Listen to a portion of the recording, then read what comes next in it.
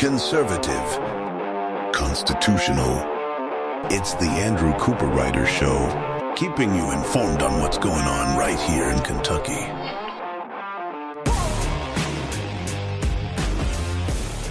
And welcome, everybody, to another amazing day here on the Andrew Cooperrider Show. We're going to continue diving into the bills that have been put forward in the first few days of session. Of course, the legislature doesn't return for a few more weeks. They won't return, I believe, until early February. So that gives us some time to look at, in those few days, the bills that people were able to file. And we've priorly looked at what some Republicans have put forward, talked about a little bit of drama that went on in those first few days. But today we're going to take a second and look at what the Democrats have filed. So we'll dig into that.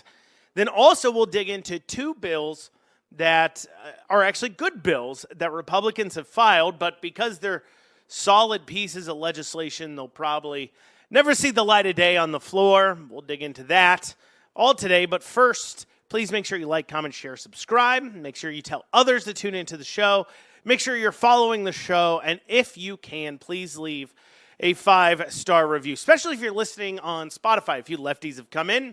Drop some 1-star reviews. So if you're listening on Spotify especially, please go ahead and click and leave a 5-star review. But without further ado, let's dig into it. So Democrats often attack Republicans for not doing what they call the important work. They look at the Republicans making moves about trying to stop children from being abused and getting irreversible trans treatments and surgeries, and they say that's not important. Or they look at Republicans saying, you know, maybe we shouldn't be teaching kids to switch genders and hiding things from parents with this epidemic of child suicide, especially maybe we need to be keeping parents involved. And they say that is not important work. In fact, they'll even say the tax cuts that they're putting in place are somehow incorrect, not important work. So I think it's worth us looking to see what Democrats think is important work. And I turned to one Representative Lisa Wilner, who just last year in an op-ed in 2024 wrote in the Courier-Journal, wrote, "We need to reject these extreme out-of-state ideas and return to the days when we focus on legislation designed by and for the people in the General Assembly are elected to serve." So I think that bears us then to look at somebody like Representative Lisa Wilner and see what are those very, very important bills? What are those things they should be focusing on? Now, Lisa Wilner, relatively speaking, is pretty focused. She hasn't co-sponsored any bills, according to the LRC website. No, she's only sponsored 3 pieces of legislation: House Bill 57, House Bill 58, and House Bill 59. And, if she's going to say that Republicans aren't focusing on the important things, and she then only files 3 bills, doesn't co-sponsor any others, those are what she's going to focus on, well, they must be pretty darn important, right? Right? Well, let's take a look at what those bills are. First, we're going to start with House Bill 57, which is a ghost jobs bill, which I actually didn't know what this was. I had to Google this when preparing for the show because I was looking, I said, ghost jobs? They're outlawing companies posting ghost jobs. What is that? And apparently it's when a company posts an opening but doesn't actually have one. They actually define it in the legislation. I'll go ahead and read this piece of legislation to you. It's not very long, but it says, as used in this section, ghost job means any job posting that is not intended to be filled within a reasonable time frame or is posted by an employer without the intention to hire. And job posting means any public or internal advertisement, listing, or announcement seeking applicants for employment, whether published electronically or in print. An employer shall not publish a job posting for a ghost job. Any job posting shall include a statement disclosing the posting is for an existing vacancy or a future vacancy which occurs no later than 60 days after the initial posting date. An employer, so what are the punishments for doing this? Any employer with 50 employees or less who violates Section 1 of this act shall be assessed a civil penalty of $100 for each offense. Any employer with 51 employees or more who violates Section 1 of this act shall be assessed a civil penalty of $100 for the first offense. not less than $1,000 for a second offense, and the fine shall double for the third offense and each subsequent offense. So what Lisa Wilner has decided is the most important thing that she needs to take care of is dealing with these ghost jobs, which, according to this, it means that any public or internal advertisement. So I guess if you internally say we may be looking for something and send that around the company, and then you end up not hiring for that, that could be a ghost job posting. Or if you just simply, a lot of companies will go ahead and just leave job postings on their website so they can take in applications. And they'll just leave them kind of pretty much open. So that way they have a fair amount of turnover maybe in that role. And they say, we know we're going to replace it. So they just kind of leave that posting on their website. That would no longer be legal under this law. If you file a posting on Indeed and just don't hire, I guess you're concerned if you end up deciding you don't need to hire for the job. I guess you now have to be concerned that you're going to get investigated by the state for posting a possible ghost job. And that does lead into actual enforcement side of things. How do you enforce this law? There's no enforcement mechanism outside the fine. I guess it would fall to cabinet of the labor board to enforce, but how do you decide somebody's posting a ghost job, a job they don't actually intend to hire for? And this isn't, especially for small companies, for an example, that maybe have a high amount of turnover in roles. Think companies like landscaping, think companies like, small restaurants, positions that are low labor jobs that do typically have turnover.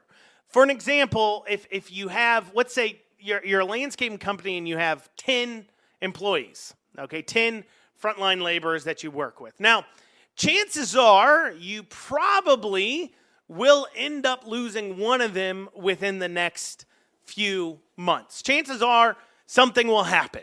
That just plays the averages. Anybody who hires in this day and age knows that when you have a competitive job market like we do now, where where people can literally find a job very easily, you never know when one of your staff is going to end up getting sucked away somewhere else, or they may get sick, or they may move, and they may be no longer able to work. And when you're a small business, when you have like 10, let's say in this example, 10 landscaping employees, and you're a small business, you don't have that wiggle room. You don't overstaff. Places like factories, like Amazon, warehouses, these big corporations who are just kind of constantly turning over in these roles, they overstaff. So if they lose somebody can cover that role for a few weeks until they do the hiring process to get somebody to cover it. But when you're a small business, if you lose somebody in a role, you may not be overstaffed where you can cover those positions. So if I have 10 employees, chances are within the next 60 days, somebody will end up not working here anymore for a variety of reasons, or maybe somebody you've written up 2 times and they're on the 3rd time, and if they do it again, they're fired, and you want to make sure you're prepared if they're gone because you need to enforce workplace standards as a small business. You get my point. You don't have the wiggle room to shift the workload onto the other employees until you can find somebody to fill that role. So maybe you're constantly hiring and you bring in applications. You might even interview people to be prepared to say, okay, we're interviewing, wow, this person's really great. Maybe I do want to bring this person on and get rid of this person. Maybe I don't. But if you put a listing out there and then you don't hire anybody for 60 days, you now would be, I guess, in trouble for this supposed ghost job listing, which leads to questions. Like I said, it leads to questions about enforcement. And it leads to situations where this government overreach will actually end up hurting small businesses. But it also leads to the question of, why do you even care? Like, honestly, why do you care? Unemployment, according to Bashir and the stats and everything else, unemployment supposedly relatively low. When it comes to quote-unquote ghost jobs, people aren't wasting their lives away necessarily filling out for these quote-unquote ghost jobs. According to the stats I was reading, they guess 15 to 20% of job postings are ghost jobs. Most of the time, if you're just kind of consistently hiring, the hiring process is when you're putting in an application, fill out an application. Generally speaking, you already have that application filled out. A lot of people are just using, Indeed or something else where you can just fill out an application one time, you put that forward. Or it's, hey, send me your resume. Well, you already have a resume made. It sends you over things. It really doesn't suck up a lot of time for people that are looking for jobs. And with unemployment so low, I just wonder, why does the government care? Why is this such an important issue to the people? I mean, all the problems we have going on that Democrats claim that the government can fix for them, Representative Wilnor's decided that, ghost jobs are the scourge of the state, so much so that we need a law put in place to prevent companies from posting jobs they don't really plan to hire for without even answering why the government cares and how it would be enforced. Certainly, government overreach. Well, you say, well, Andrew, that's just one bill. Maybe her other two bills are super duper important. Well, House Bill 59, I can tell you it's earth-shattering. What it would do is change the licensing board of psychology from 9 members to 11. Now, it's not entirely clear why more members would be helpful. I don't know. Democrats believe that we have this mental health epidemic that government needs to solve. I would argue that government's the problem, that as we have used government to fulfill community roles such as church and civic groups and other things, that our mental health has gotten worse because people don't feel as involved with their community, don't feel like they have as much, quote unquote, to live for, I guess. If you're your average young person now, you don't go to church, you don't have a significant other, people are getting married later and later, less people are having kids. And so you don't feel much of a connection. Maybe that's leading to the mental health issues. I don't know. Call me crazy, but government has decided, no, we can solve the problems we created. And I guess Representative Wilnor has decided that if we move from 9 members on the board to 11, somehow the mental health issues will all be solved. And you say, well, Andrew, that's 57 and 59. You skipped over 58. It must be then an important piece of legislation. And perhaps I could see how a Democrat would think this is an important piece of legislation that's going to help people, but what it actually does is exasperates a issue that is already a problem that Democrats recognize, and I don't know how they don't see how government regulations and government control makes issues worse or creates issues to begin with. Now, we know last session there was a fight over Section 8 housing. Democrats claiming that these laws that cities like Lexington and Louisville were passing that would seek to sort of kind of coerce private landlords into accepting Section 8 housing vouchers. I said they were fighting to keep those laws in place, and the legislature passed a law to strip those laws from being locally, because obviously that's a person's private property. They're private landlords. It's their private property. If they want to burn the house down, instead of renting it to someone, they have the choice to do so. Forcing them to rent to people that maybe aren't the best tenants because of their housing vouchers. And you can sit there and say, and we talked about this at the time, that, well, people who take Section 8 aren't necessarily a problem. And I'm not going to sit here and say 100% of people on Section 8 vouchers are an issue for landlords, but I think you're a fool to not see that the majority of Section 8 voucher holders would represent some risk to landlords, because specifically you have a Section 8 voucher because you don't have money, which means that taking care of things, taking care of the property, if you damage the property, being able to get money out of you to pay for the damage of the property is difficult.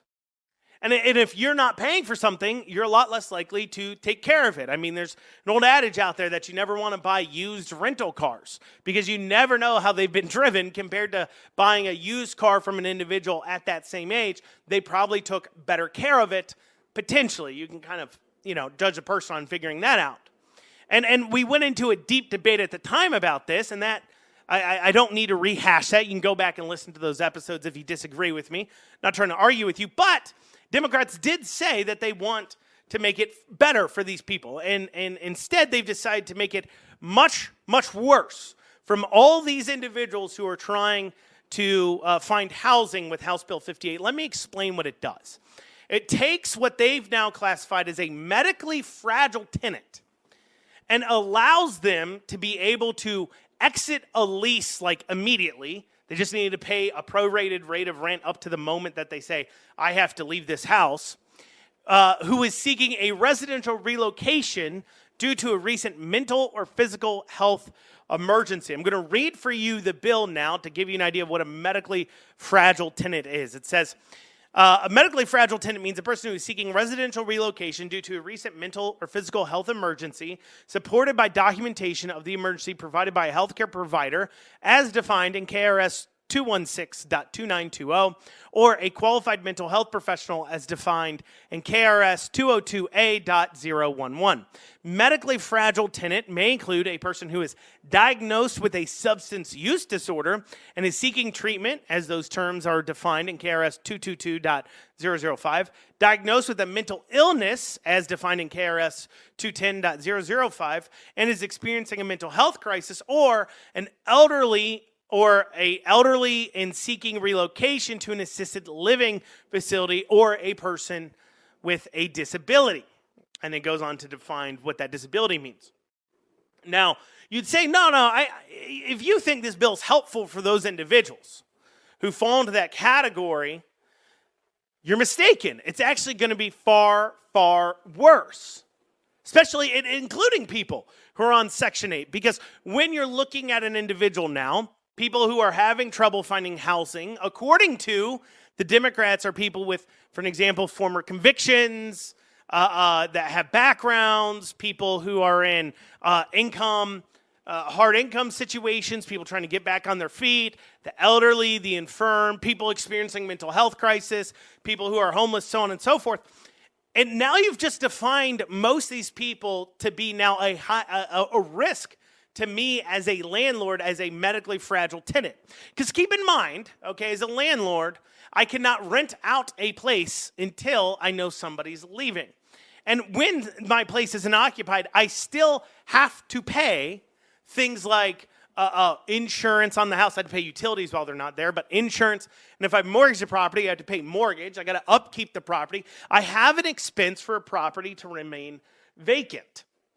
Especially, too, if you're mortgaging a property. If people are mortgaging a property, they may only be making, $300 a month in profit per unit. And if they have a month or two where that unit is vacant, they may wipe out their profit for the entire year. That could be very possible. And so the only way that you as a landlord could make up for this, if you find yourself in the position of renting out to people who may fall into these categories, which are the same exact people that are having a hard time finding housing, according to the Democrats, what you're going to do is either A, raise the rent so that way you can cover it, because you never know at any moment they may leave, or B, you just won't rent to these people. Now, you won't say that's why. That's funny. You see the government all the time making these laws. Like, they'll pass laws that say you have to give a woman a 6-month maternity leave. And then when it's brought up that, employers won't hire then women that are building families, you've actually prevented those women or possibly removed them from being able to get jobs because a employer has to think to themselves like, oh, this person could be gone for 6 months and I have to pay them while they're gone. That plays in the back of their mind. And it would lead to an employer, this is the argument many people make, including myself, it would lead to an employer to say, you know what, if I need to fulfill a role and I'm legally mandated to offer something like 6 months maternity leaves to a woman who has children, or say even 6 months maternity leaves to a man too, I'm going to say, as I'm looking into hiring people, I might err on the side of hiring maybe older people. Or maybe people who aren't married. They come in and I see they're not married. So I say, okay, for right now, I probably got a year or 2 or 3 before they start having kids, before I need to worry about what happens if they go missing due to maternity leave.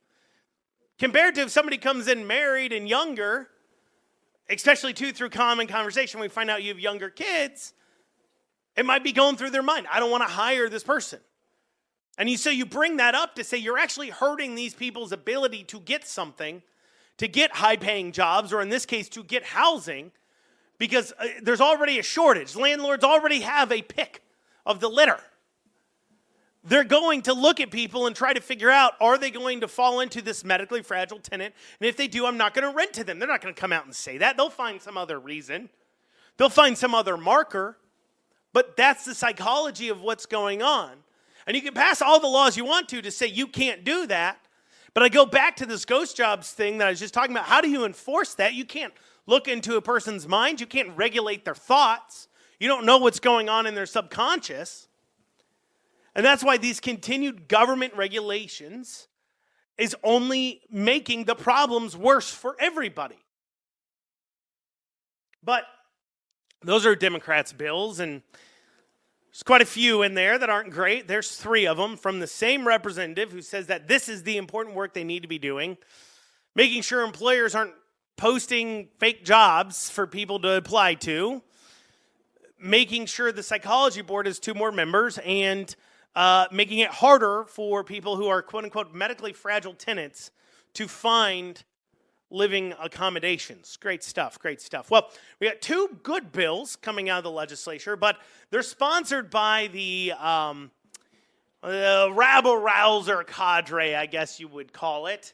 You know, people like Savannah Maddox and Steve Doan and T.J. Roberts, Felicia Rayborn, these kinds of rabble-rousers. Now, they are getting some support from people that don't always fall into that category, like Thomas Huff, William Lawrence.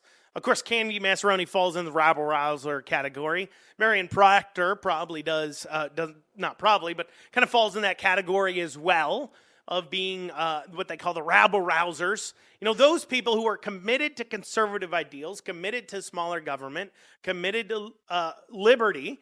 And so they put forward pieces of legislation and that do important work. And because they do important work, they'll probably never see the light of day because that's how broken our Republican caucus is. So I'll tell you about 2 of these bills. One is House Bill 60. House Bill 60 would seek to go ahead and give an exemption. Now, both these bills, by the way, are, and Josh Calloway falls in that rabble-rouser category too as well. Both these bills are sponsored by Savannah Maddox. She's the main leader on them. And so House Bill 60 would exempt vehicles that are 20 years old or older from getting the ad valorem property tax to vehicles. So, you've owned a vehicle for 20 years or a vehicle's 20 years old, and you're still paying a ad valorem property tax on the vehicle. Now, just from a sheer morality standpoint, let's say you believe in property taxes. Let's say you believe in home property taxes. Let's say you believe in property taxes. Let's say you are somebody who believes that you should buy something with your money and then continue to pay the government to possess that item. Let's say you're somebody who thinks that's okay and moral and right. Just putting that to the side. Well, at least you could agree that how do you determine what the property's value is if there's no clear-cut open market for it? When you get to vehicles that are 20 years old or older, you certainly get to a point where the marketplace says it's either worthless or worth a lot. Who is the government to make that decision? Same thing with a home. Unless a home sells recently, who is the government to come in and tell you what your home's worth? It hasn't sold on the open market. They're speculating. And these speculatory taxes, I believe, are morally deficient. So at least, if you do agree with those property taxes, you should at least say, you know what? It's hard to even say what this piece of property is worth after 20 years old. Maybe it should just be exempted from property taxes completely. So that's a good piece of legislation. Here's another piece of legislation that is great, filed by Savannah Maddox, is House Bill 62. Essentially, it undoes the vape ban that was put in place last year, but it does it through an interesting way, in a way that makes a case just about how egregious this piece of legislation was that the legislature passed last year. Now, those of you who haven't listened to a recent show, you can go back and listen to No Vape Juice for You, the episode there from a few weeks ago, where we talked about how come January 1st, the legislature's ban on vapor products that aren't made by the major tobacco companies goes into place. And we talked about how that ban was put in. And essentially what they decided was that if the FDA had not, if it's not in the approval process with the FDA, if it hasn't been granted some sort of licensing or approval from the FDA, therefore it's not allowed to be sold in Kentucky. And I brought up how that's kind of weird considering we just legalized medical marijuana, which isn't approved by the FDA. But anyways, putting that to the side here. So that's how it was banned. It was saying, like, look, if it's not approved by the FDA, then you can't sell it.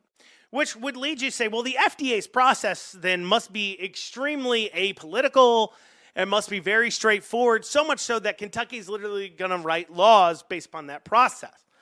Well, what House Bill 62 is, it undoes that vape ban until the Supreme Court overturns a ruling on a specific case called Food and Drug Administration v. Wages and White Line Investments, LLC, DBA Triton. What this case entails is that these non-major tobacco companies sued the FDA because they're saying that the approval process the FDA was doing on vapor products was capricious, it had no specific process or merit to it outside of just favoring the big tobacco companies, and they overstepped their authority in doing it this way. And the appeals court has agreed that that is the case, that right now it has set aside those FDA approval process and has allowed the Triton products back onto the market. Now, the Supreme Court has agreed to go ahead and hear this case.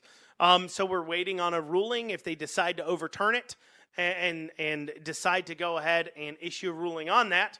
But what's important here as we talk about this is that Kentucky has banned products based upon a process, based upon an approval process that the federal courts has already ruled as violating the law, as violating the Constitution, as violating the law, and has said, no, these can come back onto the market. Now, those products through the approval process, that still stands. It sets it aside. They're denied to be on the market while it goes through, but that doesn't stop a state like Kentucky from saying, you know what, we're not going to wait till this case is decided. We're going to go ahead and just say the FDA must be amazing and believe that their judgment on this is correct. And that is what our legislature did. So to say it another way, the legislature put thousands of employees unemployed, shut down hundreds of small businesses that have operated for over 10, 12 years, how long vapor products have been on the market, and these independent vape stores have existed, in favor of only allowing the major tobacco company products to be sold, based upon a licensing process by the FDA that the courts have already ruled is violating constitutional and federal law. And we just handed over the keys to the kingdom on that. So what this bill does is it says we are going to stay that bill from last year until the Supreme Court issues a ruling here. Of course, a good piece of legislation. Any good small government conservative would look at that and say, look, we can't write legislation where we're banning things based upon a process that has already been ruled as illegal by a appeals court. We can't be endorsing something that the federal courts are saying that's not okay to do. But of course, we don't have small government conservative Republicans. We have big government Republicans that say, you know what, who cares that it was, corrupt, the process, because you know what? The fact we passed this bill was corrupt to begin with. It was financed by big tobacco. It was done at the behest of big tobacco. We got to sponsor it through illicit relationships and affairs.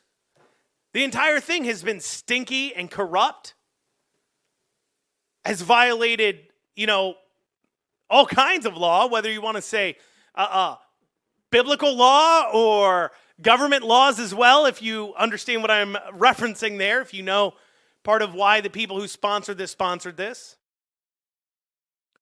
And yet, the legislature's like, no, sounds good. Let's sign off on it. Absolutely ridiculous. Well, y'all, that's what we got time for today on the Andrew Cooperrider Show. I thank you all so much for joining me. We'll be back here tomorrow discussing more pieces of the ultra important legislation. We'll dig into that. Till then, we'll be seeing you.